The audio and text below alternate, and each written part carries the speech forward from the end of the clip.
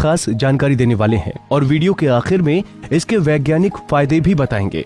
जनेऊ, जिसे संस्कृत में यज्ञोपवीत कहा जाता है, दिखने में तो ये साधारण सा 3 धागों वाला सूत से बना धागा होता है, लेकिन हिंदू धर्म में इसको 16 संस्कारों में से एक संस्कार माना जाता है, जिसे उपनयन संस्कार कहा जाता है।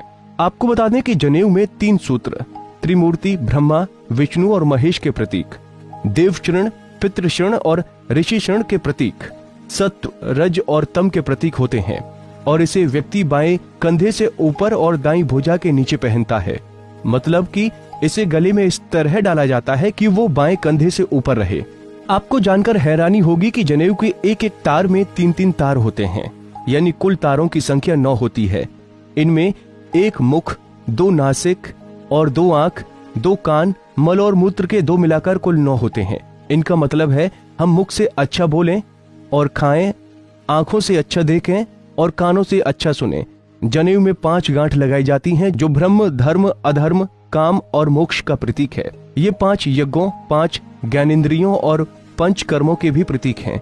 तो वहीं जनेऊ की लंबाई 96 अंगुल होती है, क्योंकि जनेऊ धारण करने वाले को 64 कलाओं और 32 विद्याओं को सीखने का प्रयास करना चाहिए।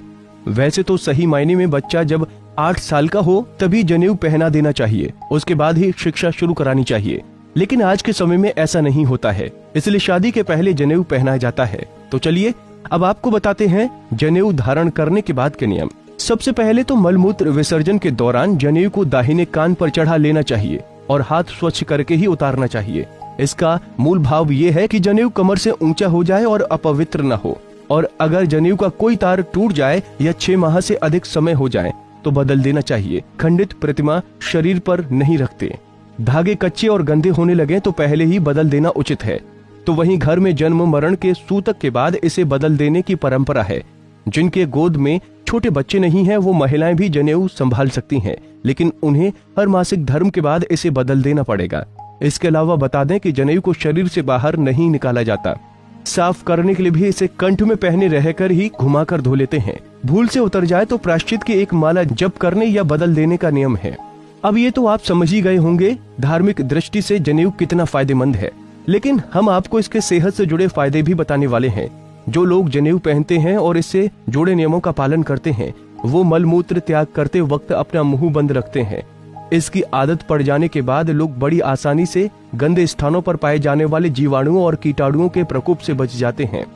जनेऊ को कान के ऊपर कसकर लपेटने का नियम है। ऐसा करने से कान के पास से गुजरने वाली उन नसों पर भी दबाव पड़ता है जिनका संबंध सीधे आंतों से है। इन नसों पर दबाव पड़ने से कब्ज की शिकायत नहीं होती है। पेट साफ होने पर शरीर और मन दोनों ही सेहतमंद रहते हैं। तो वहीं रिसर्च में मेडिकल साइंस ने भी पाया है कि जनेऊ पहनने वालों को हृदय रोग और ब्लड प्रेशर की आशंका अन्य लोगों के मुकाबले कम होती है।